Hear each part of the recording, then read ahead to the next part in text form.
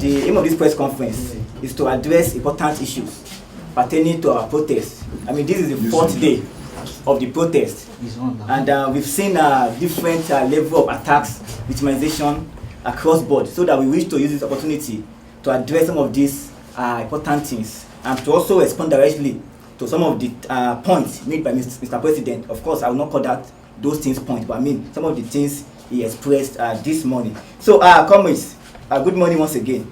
Presidential broadcast: Tinubu is out of touch with the masses and the demands of our protest. The insistence that the protests are politically motivated shows a deep disconnection with the masses. The economic progress the president reads out are for himself and his cronies and not for the masses. The reference to protesters as misguided and uninformed shows that the president is a condescending dictator. We wish to express our sadness and deep disappointment at the latest broadcast by President Tinubu, which is the first address to the nation ever since the End Bad Governance protest started, which is now on the fourth day. After over 3 weeks since Nigerians started mobilizing to take to the streets, and after scores of dead protesters and assaulted journalists from the first 3 days of the protest, President Tinubu broadcast was nothing but a masterclass of gaslighting us, manipulating and double speaking that has plagued Nigeria's brand of public speaking for decades. Many had requested genuinely that the president should address the nation when the protest was being mobilized for, and some even felt that the president should also address even when the protest started, that perhaps he could make some points that could help douse whatever tension is on board.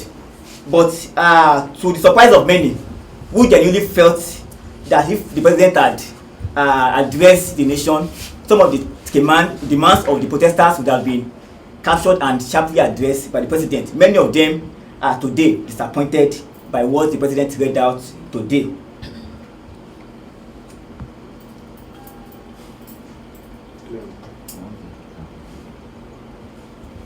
The president only justified state of violence on protesters because we all read out when the president tried to make it appear like what happened in the last 3 days. The level of death, injury, and attack on our fundamental rights is nothing but an unfortunate incident that could have been prevented.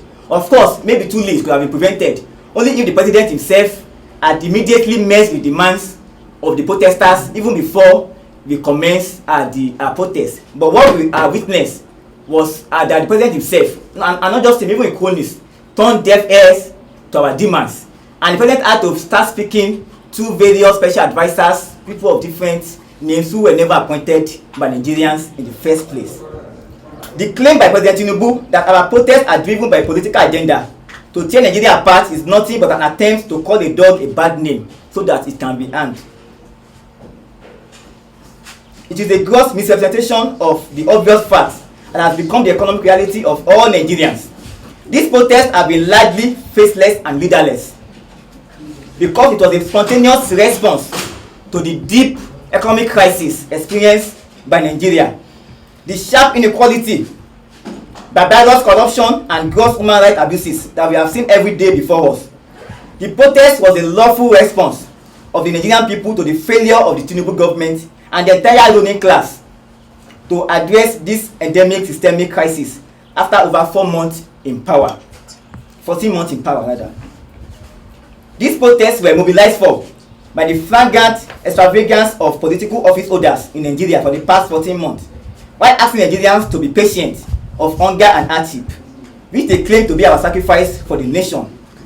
But what we have experienced within the 14 years is that those 14 months, is that those who ask us to be patient and have sacrifice are the same persons who are living luxurious lifestyle, who are budgeting millions and billions of naira to live lavishly. In fact, we heard when lawmakers bought vehicles worth over 130 million naira for themselves. At a point, even the president had to budget billions of naira to renovate the presidential building in Lagos. And from the record, the former president who spent 4 years in office only used that residence just twice in those 8 years. Yet the president felt the hardship faced by Nigerians were not needed. That what should be the priority of the government was to go and lavish billions of naira to renovate buildings. We think clearly that this itself is not sacrifice. That instead, Nigerians, the promises, are the ones being sacrificed by the Tinubu government. And it is on that basis that Nigerians themselves felt the need that enough is enough, that they cannot continue to live under this kind of hardship, especially when you consider the abundant resources we have in Nigeria to transform our lives, which was what mobilized for that protest. Because in the recent period, we've had many calls, especially from government supporters, that the protest they need to know the sponsors or people who are mobilized for it. But we've made it clear at different points that the Tinubu government himself and the policies they've implemented over the years are the reasons why Nigerians took to the street. Therefore, they are the ones who have mobilized us for this protest. So, comrades, we'll move to the next speaker to shed more light on these points we'll make. Of protesters. They have also done that by arresting journalists and demanding a media blackout on the protest, and by sponsoring thugs and looters to discredit our protest. It is therefore infuriating to hear that the same president claimed that he understands our frustration and sufferings. Our major blatant contradiction in this presidential broadcast is the part where he said our democracy progresses when the constitutional right of every Nigerian citizens are respected and protected. The actions of Tinubu's administration have been direct opposite of his statement, because they have been arresting journalists and protesters even before the mobilization for this recent protest started. These actions that are outrightly contradicting and undermining the constitutional rights he claimed to uphold. His administration has blatantly disregarded International Human Rights Convention. Yet he said in the broadcast that the security operatives should continue to maintain peace, law and order, following the necessary conventions of the human rights, to which Nigeria is a signatory. If this is not of this establishment, because as long as you keep having poor people around you, then even you are not safe. An average hungry man is a potential criminal. The president keep making policies that only enriches the rich more, keep adding advantage to the rich and disadvantages to the poor. The boys who are seen on screen looting today, they have no other hope other than what is left on the left for them to do. We are just a little bit exposed and privileged. That is why we are also not part of them, and that's the only language they can communicate their own protest for the government to see. But I think the best thing for the government to do is to actually make an alternative plan for people who are hopeless, that are wandering on the street. And when there is now alternatives for them and they are not going about that alternatives, that is when you now call them criminals. And I think that the government is comfortable with the Nigerian society having enough criminals than having decent people, because by the time the Nigerian citizens want to protest, they need those criminals to do a counter protest for them, and also to blackmail a decent gathering of Nigerian people who are crying out, so that they can call all of us looters. So if you complain about looters today, you should ask the Nigerian police and you should ask the president, because they are the ones who created them. Thank you. This press conference is necessary because for the past 3 days since we started this protest, we have been driven off the streets, even including the lawful place, the so-called lawful place, the so-called legal place where the FCTA Wike leadership got an injunction to say we should stick to the stadium and protest only at the stadium. We have been driven from there with tear gas for the past 2 days now. And so it is the essence that's the essence of us calling this press conference. First, we must be very clear that the press conference is demonstrating the fact that we have a president that is out of touch with the needs of the Nigerian masses. To further confirm that President Tinubu's disconnection from the masses borders on psychopathy, the president started reading out economic figures in the typical neoliberal attitude that prioritizes some abstract economic growth over the immediate welfare needs of the people. This is the typical attitude of Nigerian leaders in the past, which our generation is rejecting. That you will not reel out economic figures to us while not connecting it to our present immediate needs. The broadcast further confirms how much the president is incapable of meeting the Nigerian masses at the point of their needs, but very capable of making policies that will benefit the private investors of his elite clique at the expense of the public. The excess talk about the economic growth and infrastructure development conveniently ignored the fact that these benefits have not trickled down to the masses for 14 months now. This is why we are protesting. We are protesting because we want these economic opportunities and resources to be distributed much more fairly and equally to many Nigerians and not just a few elite Nigerians. We are protesting because we want our own subsidies like fuel subsidy, electricity subsidy, education subsidy, telecom subsidy, etc. Especially in the light of the fact that Nigerian politicians have been doling out subsidies to their rich cronies in form of privatization, deregulation, deals and contracts. When President Tinubu said we have come this far in terms of economic progress in his speech, he was only speaking about the progress that is largely exclusive to his small elite gang. The progress has left majority of Nigerians behind. The president's call for dialogue rings hollow as much as his acclaimed commitment to democratic governance, given the fact that he has not only ignored the demands of those he claims to want to dialogue with consistently, but he has also suppressed and disregarded the human rights of those he claims to want to dialogue with. And we have to be clear about that. The president of Nigeria has said in the speech that we should stop protesting and embrace dialogue, as if protest itself is not a form of dialogue. And one thing we must be clear about is that the assault on Nigerians, it has become very, very usual, very common that we disregard it. We don't see it as a big deal. For the past 4 days now, except today, I have had to face tear gas, despite being an asthmatic. And it was just this morning that I could afford the money to buy an inhaler. And that's because in Nigeria today, to buy an inhaler will cost you 8,250. That's the cheapest inhaler in the market. And that's why we are protesting. We are protesting because the first aid for a common sickness is 8,250 naira. In a country where the last minimum wage is 30,000 naira and they are here to start paying the 7,000 naira minimum wage. Comrades, there were injured, attacked, and 21 Nigerians that were killed on the first day of this protest. They are not just numbers. They are human beings like us who have died because they joined the struggle to make their country a better place. They are voiced out to make their country a better place. Our president in that speech spoke over the head of all of that. And we need to be enraged about that. His administration has arrested, maimed, and killed the hungry Nigerians who are the backbone and the soul of this protest. Yet he claims to want to dialogue with protesters. Is the president a necromancer, open to dialogue with ghosts? How can an administration who is directly responsible for almost all of the violence and destruction that has plagued this protest lecture us on how we must not let violence and destruction tear our nation apart? The president has tried to make us look like we are the violent ones. But every day since we've been organizing, the violence has been incited by the Nigerian police, the DSS, the soldiers, and the civil defense. And we are saying that as Nigerians, we should not have to beg, we should not have to explain ourselves before we express our right to protest.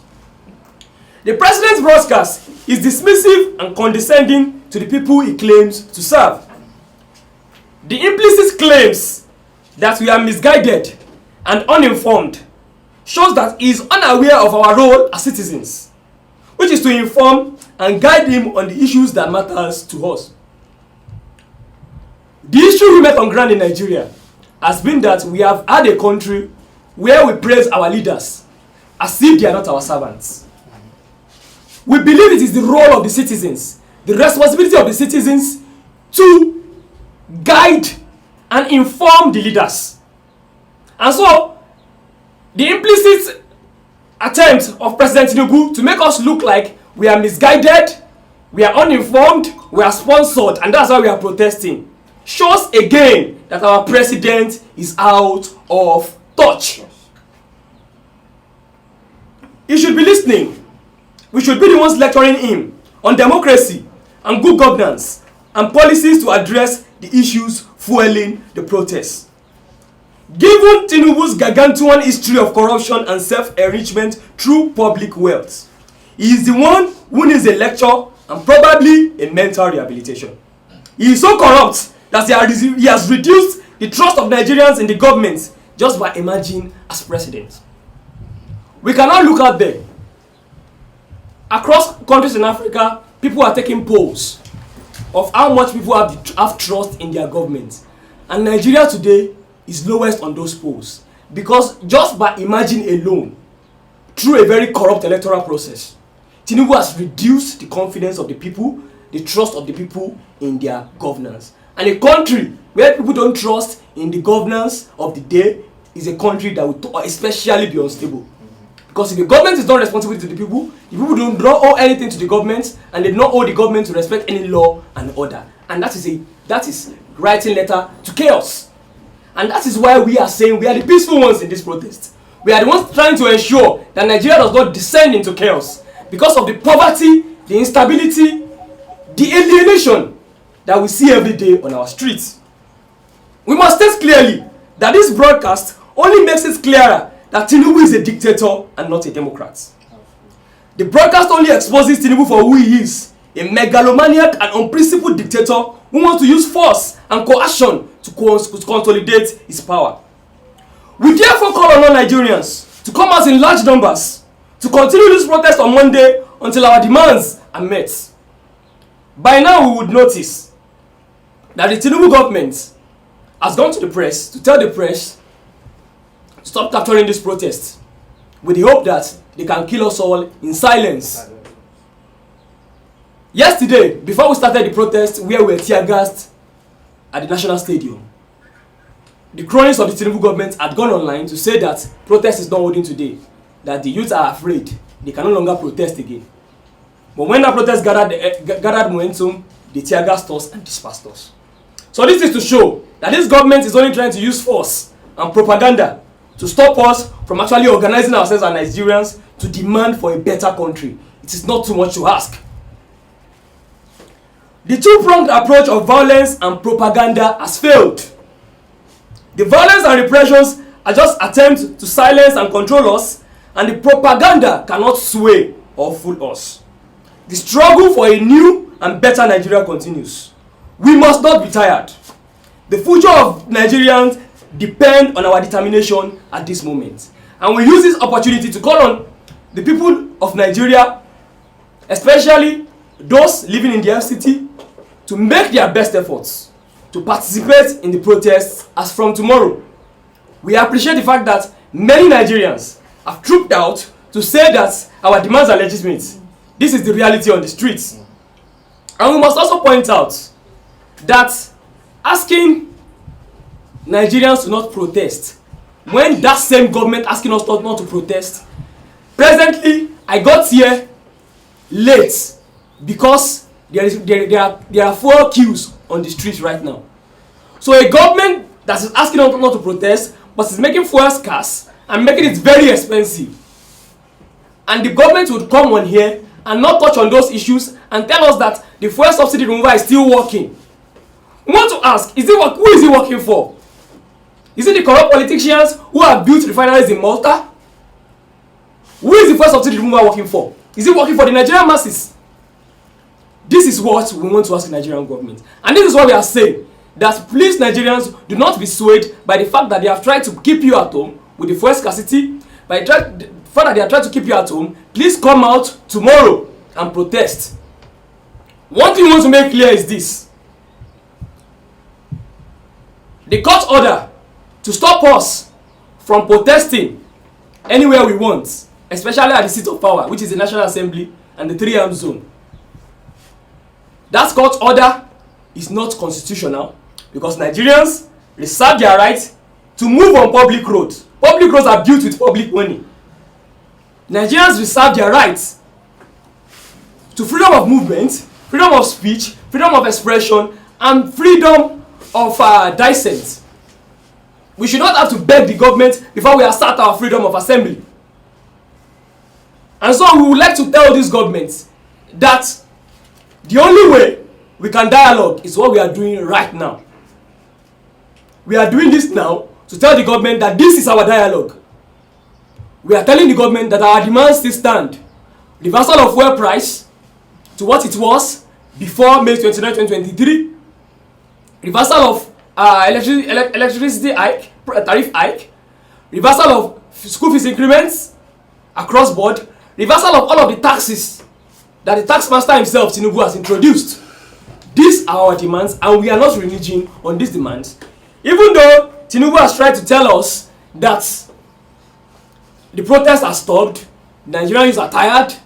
Presently, today, Sunday, this morning, protests continued in Jos Plateau State, with protesters organizing their own Sunday service at the protest. Even in Lagos, the same thing happened today. On Friday, we had protesters who did their Juma service at the protest ground. And so, we are saying that Nigerians are fully in support. And this is not the time to be afraid. This is not the time for us to go to our rooms and start praying that God will save us. God needs us to save ourselves. This is not the time to start saying, Shebi, God saved us from Abacha now. God will save us from this one. To know, this is not a military regime. And we must assert the fact that we are in a civilian democracy and we must be treated constitutionally as citizens of Nigeria.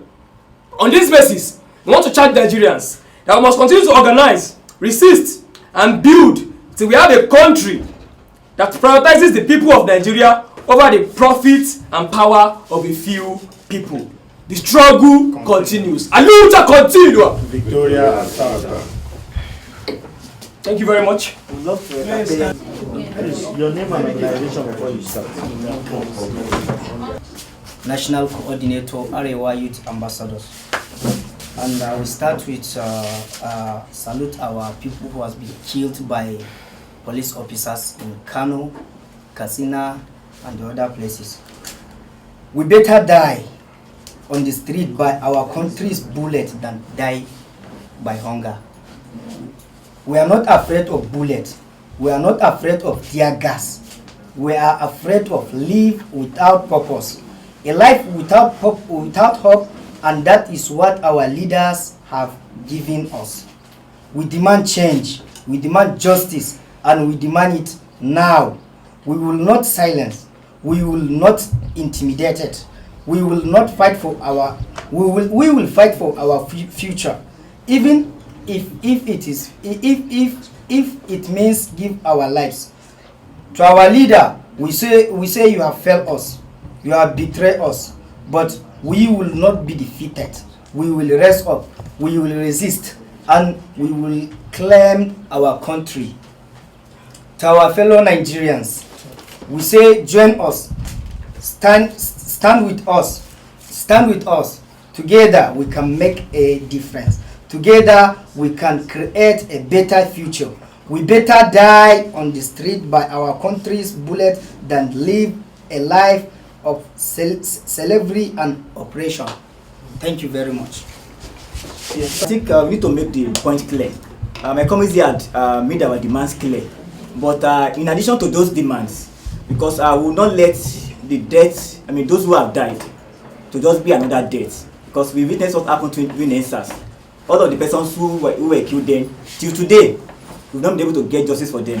So that we need to hold the persons who are accountable for the attack on our fundamental human rights, as well as the killing of innocent protesters across the nation on the very first day of this protest. So that we are demanding that the IGP, and including the CP of police in Abuja, must be held accountable for the gross human rights abuses that happened on the very first day of this protest in Abuja and elsewhere. And also, we also need to make it clear that the Minister of FCT, the Garulus Wike, he has undermined the right of citizens in Abuja to peacefully protest and even gather, which is why we are faced with this court injunction. So that we are also calling that the man that Wike himself is unfit to continue to govern within the democratic sphere of the FCT. And again, tomorrow we'll be out in mass. Our people will be out to further the protest, because the protest continues. As you all recall, it is a 10 days protest, and even aside that, 10 days and beyond. Because for more indication, the government does not appear or is not displaying any form of readiness to meet our demands. We also read what the president read out today. No single demand from this protest was addressed by the president. So that our protest continues. And tomorrow is going to be a mass protest on Monday, and will be gathered at the National Stadium. And the question that was asked, are we going to go inside the stadium or not? What we've said for the very first day is that we are protesters. We are not footballers. We are not athletes, and we don't have the intention to prepare for Olympics yet. So that our protest will converge at the front of the National Stadium to exercise our democratic right. And I said earlier that the court injunction against us is an attack on the democratic rights of us as citizens. And we are going to fight that on the street to ascertain, to make clear that we have the right to gather, and we have the right to also move, because we will not let the government to tell us how to express our anger. We will not let the government to restrict us to say protests can be held at social point. Because like we said earlier, our parents fought so hard against the military dictators. We are not going to watch in our own generation, our own time, why under civilian rule citizens cannot protest or citizens cannot gather where they are supposed to gather. So on Monday, we'll be held en masse and we'll be held to exercise our rights, both the freedom to assembly and the freedom to move. So we need to make this very clear. And also, we need to make one important point, that the government of the day is gradually introducing the military into this protest. From the very first day, the military came in their armor tank. Although they were not active, but they came driving through protesters in the way of dispersing us. The second day, they were also there.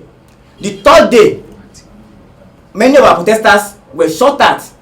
When the police exhausted their tear gas, the military came in to disperse protesters on the second day, the evening, at the National Stadium. Yesterday, while police were attacking us, the military were moving with them. We connect these dots together, that the government is embarking or trying to use the military the way they did during the Lekki Tollgate massacre on innocent protesters, which is why they are demanding today that media should not cover the protest again.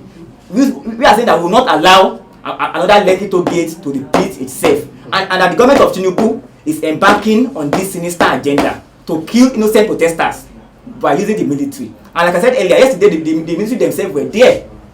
The police were the ones leading the military to attack citizens. And if care is not taken, the military will be the ones to start leading police to attack and kill innocent citizens. So we are making all of these points clear that the IGP and the CP of police, including Nelson Wike, who is the FCT minister, must be held responsible for all of the attacks that happened in Abuja within the last 72 hours of our protest. Thank you very much. Now, as of now, arrest. We have that of arrest. As per the figures of those who have been arrested, injured, brutalized, those who have been already killed, the figures presently for day one was 21. But we feel that the figures are conservative because we have not been able to account for every of those the protesters that are missing across the country. On that first day alone, about over 1,000 protesters were arrested and presently still in jail, still in detention. This nationwide, this is a democratic protest of the Nigerian people. Yesterday, which is the third day, for the second day, we also had a number of casualties, over 20. We are not also sure of the figures yet because of the inability to account across the country. Yesterday in Abuja, where we protested, several people were arrested. Presently, we are trying to recover one of them, which is Ayola Babalola. He's a journalist, but he joined the protest as a protester and is presently in Wuye Division Police Station. He was picked up when we were being dispersed, peacefully protested. So, we are calling on Nigerians, and this is not a task. This is not a task for just activist lawyers. We are calling on the NBA, which is the professional body of lawyers in Nigeria. The lawyers will have nothing else to defend by the time Tinubu tears apart the Nigerian constitution. If there is nothing to defend anymore, then the lawyers have no job to do again. The people will sort out their differences on the streets, and it will be chaos. And so we are appealing to the NBA, which is the professional body of lawyers, to join in this struggle and ensure that across the country, everybody, alongside the activist lawyers who are already taking up this issue, across the country, we get all protesters and detained Nigerians released. We are also appealing, because what we have heard recently is that the Inspector General of Police instructed hospitals that if there's anyone with a gunshot wound, they should report to the police first. This is something that's created crisis in this country last year in Abuja, when someone was not treated because the doctors were waiting for a police report. The same police came and said it is no longer necessary that doctors can start treating people. But because the protest is going on, they brought in that policy again and asking that if there's anyone with gunshot wound, the doctors should report to the police before they are treated. That only means that the police is preparing to shoot protesters and ensure that they don't get treatment until they are dead. This is the climate we are in Nigeria. And everybody must be aware we are now in a civilian dictatorship. We must be very, very aware of that. And we must be ready as Nigerians to defend our rights to have a democratic country. Thank you.